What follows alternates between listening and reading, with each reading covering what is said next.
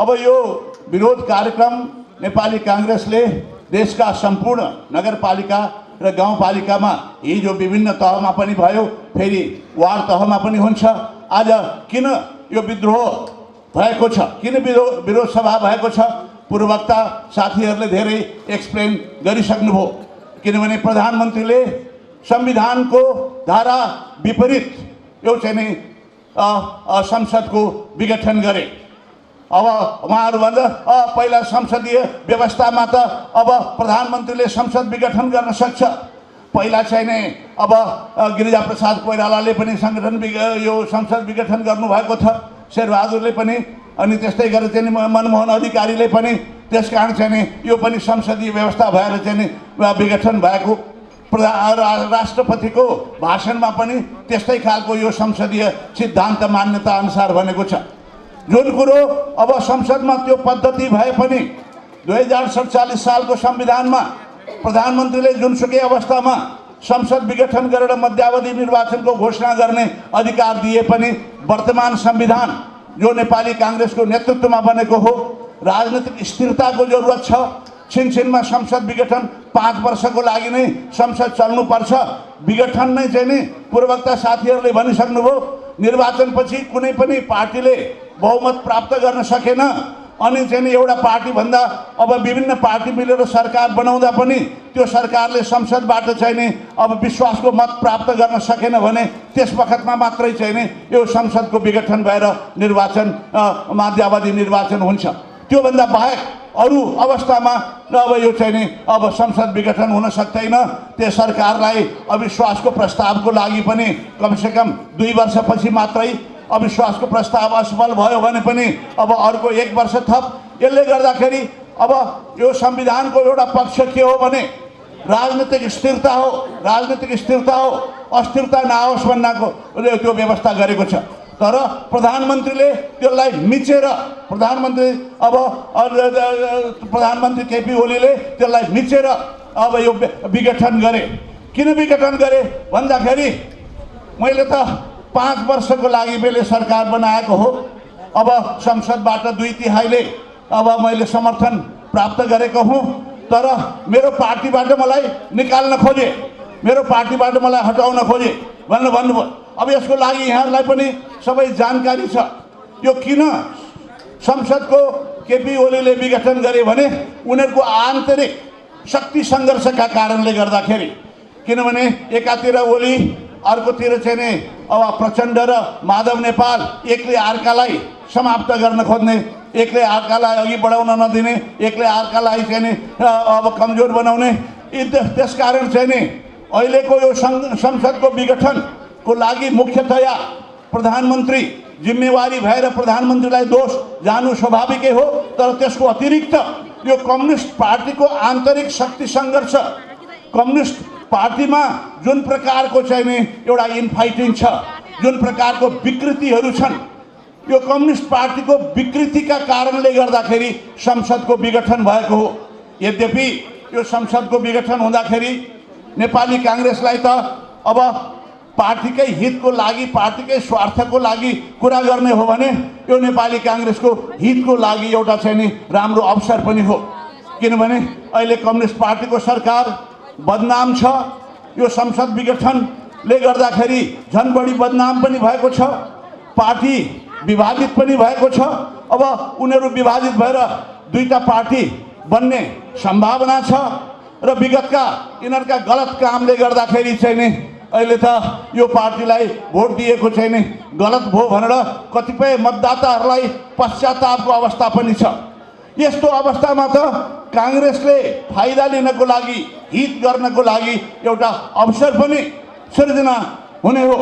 किनभने चाहिँ नि प्रतिपक्षी दलको हैसियतले, मुख्य प्रतिपक्षी दल हामी नै हौँ। योभन्दा अगाडिको निर्वाचनमा जहिले पनि हामी सबैभन्दा अगाडिको अधिकांश समयमा हामी पहिलो प्रथम दलको रूपमा चाहिँ नि निर्वाचित भएका हौँ। त्यसकारण चाहिँ नि यो अवस्थामा चाहिँ नि कांग्रेसले फाइदा लिन सक्ने छ। मतदाताहरू नै अहिले निर्वाचन भएको खण्डमा त अब तपाईहरुलाई फाइदै हुन्छ। अब त्यसकारण चाहिँ नि यसमा भाग लिन तपाईहरुले समर्थन गरे पनि हुन्छ भनेर चाहिँ नि भन्ने पनि कतिपय छन्। तर त्यसको बावजुद पनि हामी किन विरोध गर्छौं? किन विरोध गर्छौं भने हाम्रो स्वार्थभन्दा ठुलो अब राष्ट्रको हित हो। संविधान भनेको देशको मूल कानुन हो। कानुनको विपरीत भएको, संविधानको विपरीत भएको कुनै पनि कामलाई, कुनै पनि कदमलाई हामीले आपत्ति गर्नुपर्छ। राष्ट्रिय हित नै सर्वोपरि हो। नेपालको वर्तमान संविधान नेपाली कांग्रेसकै नेतृत्वमा निर्माण भएको हो, तर नेपाली यो चाहिँ नि संविधानको ठीक विपरीत त्यसलाई कुल्चेर जो कदम भएको छ त्यसबाट चाहिँ हामीलाई पार्टीलाई केही हित हुने सम्भावना भए पनि, एउटा अवसर भए पनि हामी त्यसको विरोध गर्छौं। किनभने हाम्रो आफ्नो स्वार्थभन्दा हामी माथि छौं। हामी राष्ट्रको स्वार्थको पक्षमा, देशको संविधान भनेको मूल कानुन, त्यसलाई त्यही अनुसार काम हुनुपर्छ भन्ने हाम्रो भनाइ हो। त्यसको अतिरिक्त अर्को पक्ष पनि के हो भने आर्थिक पक्ष पनि छ। अब हेर्नुहोस्, 5 वर्षमा एकचोटि निर्वाचन हुनलाई 1 वर्ष 5 वर्षमा एकचोटि निर्वाचनमा खर्च गरे हुन्छ, तर अब त्योभन्दा अगाडि 20 मै फेरि अर्को निर्वाचनको लागि खर्च गर्नु पर्यो। अब गएको निर्वाचनमा मात्रै 20 अरब सरकारले खर्च गर्यो। अब अहिले त झन् महँगी भएको बेला झन् बढी खर्च हुने सम्भावना पनि छ। नेपालमा अहिले आर्थिक स्थिति बिग्रेको छ, किनभने चाहिँ नि यो कोरोना संक्रमणले गर्दाखेरि चाहिँ नि यत्रो मानवीय क्षति भएको छ। आर्थिक क्रियाकलापहरू, आर्थिक गतिविधिहरू घटेका छन्। राष्ट्रको चाहिँ नि राजस्व घटेको छ, राष्ट्रिय आय घटेको छ। यस्तो अवस्थामा चाहिँ नि अब कोरोनाको विरुद्ध खोप हामीले किन्नुपर्छ। त्यसको लागि चाहिँ नि अरबौं अरब 30-40 अरब रुपियाँ चाहिँ नि लगानी गर्नुपर्छ यो खोप भ्याक्सिन किन्नको लागि।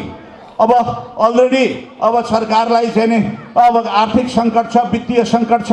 त्यो बखतमा अब निर्वाचन गराएर अर्को चाहिँ नि 20-30 अरब खर्च गराउने अनि सरकारलाई भ्रष्टाचारहरू बढाउने, यसले गर्दाखेरि देशलाई आर्थिक बोझ झन् थपिन्छ।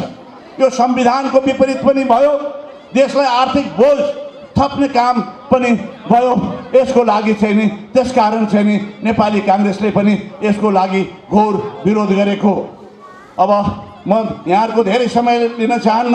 अर्को कुरो के छ भने चाहिँ नि अब यो साम्यवाद भनेको, कम्युनिजम भनेको संसारबाट करिब करिब विदा भइसकेको एउटा दर्शन र सिद्धान्त हो। अब आजभन्दा 30-40 वर्ष अगाडि यो विश्वमा कतिपय मुलुकहरू साम्यवादी मुलुक थिए, 20-30 मुलुकहरू साम्यवादी मुलुकहरू थिए। युरोपमा पनि चाहिँ नि 5-7-8वटा मुलुकहरू पूर्वी युरोपमा कम्युनिजम थियो। त्यस्तै गरेर चाहिँ नि यहाँ मिडल इस्टमा अब भियतनाम, क्याम्बोडिया, लाओस लगायत कतिपय मुलुकहरू, मङ्गोलिया, यतापट्टि चीनको छिमेकी कम्युनिस्टहरू थिए। रुस पनि कम्युनिस्ट थियो। अब अहिले कम्युनिजम संसारबाट अधिकांश मुलुकहरूबाट कम्युनिजम विदा भइसकेको छ। संसारमा अहिले कम्युनिजम भनेको केवल चीनमा, त्यस्तै गरेर चाहिँ नि उत्तर कोरिया र क्युबामा बाहेक अन्त्य कम्युनिजम छैन।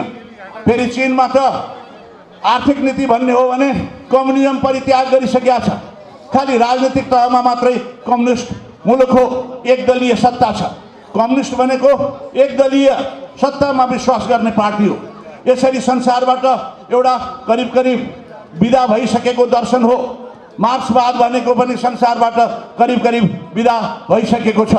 र त्यसको साथै अर्को के पनि भने बहुदलीय व्यवस्था भएको मुलुकमा पनि, लोकतान्त्रिक मुलुकमा पनि कम्युनिस्ट पार्टी भनेर दर्ता गरेर चुनावमा भाग लिने पनि कतिपय मुलुकहरूमा छन्। तर संसारमा कहीँ पनि कम्युनिस्ट पार्टीले निर्वाचन जितेको छैन। हिन्दुस्तानमा पनि त कम्युनिस्ट पार्टी छ, यहाँलाई थाहा छ। हाम्रो नजिकको मुलुकमा त्यहाँ कम्युनिस्टले कहिले पनि सत्तामा आउन सकेको छैन। अरू मुलुकहरूमा पनि सत्तामा आउन सकेको छैन।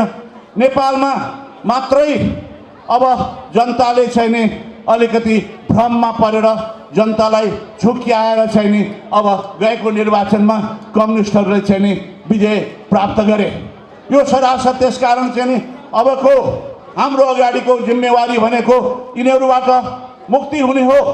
संसारबाट नै एउटा विदा भइसकेको दर्शन अहिले चाहिँ नि अब नेपालमा चाहिँ नि रहनुपर्ने आवश्यकता छैन।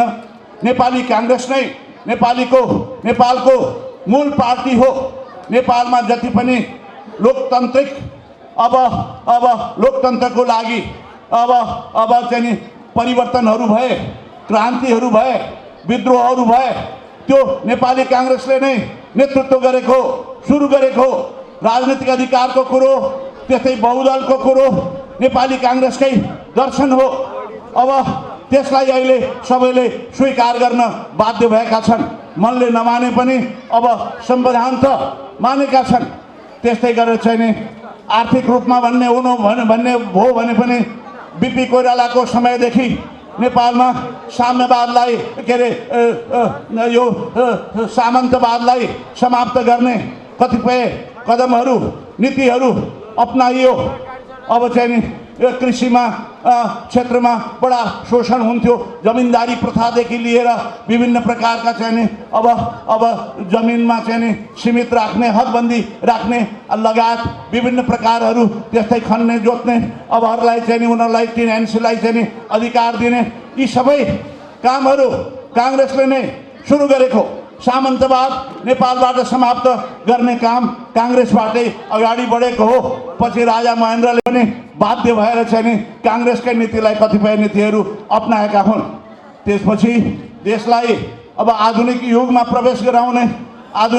प्रवेश गराउनको लागि पछि कांग्रेसको सरकार 2048 सालपछि आउँदाखेरि आर्थिक नीतिलाई उदार बनाएर अब चाहिँ नि देश विकासको लागि सरकारको मात्रै मुख हेरेर होइन, निजी क्षेत्रलाई पनि प्रोत्साहन गर्नुपर्छ, गैर सरकारी क्षेत्रलाई पनि प्रोत्साहन गर्नुपर्छ, सहकारी क्षेत्रलाई पनि प्रोत्साहन गर्नुपर्छ, विदेशी पुँजीलाई पनि स्वदेशी पुँजीलाई पनि प्रोत्साहन गर्नुपर्छ भनेर जुन नीति अहिले त्यस वखतमा ल्यायौँ, जसले गर्दाखेरि राष्ट्रको सम्पत्ति बढ्यो, राष्ट्रको ढुकुटी बढ्यो, त्यसले गर्दाखेरि देशभरि पूर्वाधारका विकासहरू भएका छन्। शिक्षा स्वास्थ्यको क्षेत्रमा निकै विकास भएको छन्। अब सडककै कुराहरू गर्नुहुन्छ, विद्युतीकरणकै कुरा गर्नुहुन्छ, सिँचाइकै कुरा गर्नुहुन्छ, पुलहरूकै कुरा गर्नुहुन्छ, अब हरेक क्षेत्रमा कांग्रेसकै योगदान छ। अब विद्युतीकरण लगायत अब चाहिँ नि अब टेलिकम्युनिकेसनमा पनि चाहिँ नि यो कांग्रेसकै उदार हो। हिजो हाम्रो नीतिलाई पनि अब कम्युनिस्टहरूले विरोध गर्थे, अहिले चाहिँ त्यही ठिक हो भनेर चाहिँ नि त्यसकै पछि मुखले कराउँछन्, व्यवहारमा चाहिँ उनीहरूको आशंका भए पनि। अनि त्यस्तै जातिको बीचमा सद्भावना कायम गर्ने, अब भेदभावहरूको अन्त्य गर्ने, छुवाछुतको अन्त्य गर्ने, यो सबै नीति पनि कांग्रेसले सुरु गरेको हो। समायोजन यो गर्ने, अब यी सबै गर्ने कांग्रेसको नीति हो। त्यसकारण राजनीतिक पद्धति हो, राजनीतिक सन्दर्भमा होस्, आर्थिक सन्दर्भमा होस्, सामाजिक सन्दर्भमा होस्, देशको सही पार्टी नेपाली कांग्रेस नै हो। नेपाली कांग्रेसले जो दर्शन, जो नीति अघि बढाएको छ, त्यो विश्वले स्वीकार गरेको छ। नेपालमा गत 2048 सालपछि जे जति आर्थिक तहमा विकासहरू भए, त्यसमा चाहिँ नि अन्तर्राष्ट्रिय संस्था UN को ह्युमन डेभलपमेन्ट रिपोर्टदेखि विश्व बैंक लगायत सम्पूर्णले यत्रो अब माओवादीले त्यत्रो लामो समयसम्म अब यो चाहिँ हिंसात्मक ध्वंस मनाएर द्वन्द्व चलाएर चाहिँ नि देशलाई धेरै नोक्सान बनाउँदा पनि जे जति अब सामाजिक क्षेत्रमा, शिक्षाको क्षेत्रमा, स्वास्थ्यको क्षेत्रमा, त्यस्तै गरी चाहिँ नि पूर्वाधारको क्षेत्रमा नेपालमा जे जति विकास भयो त्यसको लागि चाहिँ नि प्रशंसा गर्न लायक छ। एसियाका चाहिँ नि अब 3 मुलुकमध्ये यो छोटो अवधिमा पनि निम्न आय भएका 3 मुलुकहरूमा, निम्न आय भएका मुलुकहरूमध्ये एसियामा सबैभन्दा बढी अब अगाडि बढेका चाहिँ 3 मुलुकमध्ये नेपाल पनि एक हो। विश्वको 10 मुलुकमध्ये त्यस्ता एक हो भनेर चाहिँ नि 2010 को चाहिँ नि ह्युमन डेभलपमेन्ट रिपोर्टले समेत त्यसरी नेपालले हाम्रो नीतिलाई प्रशंसा गरेको छ।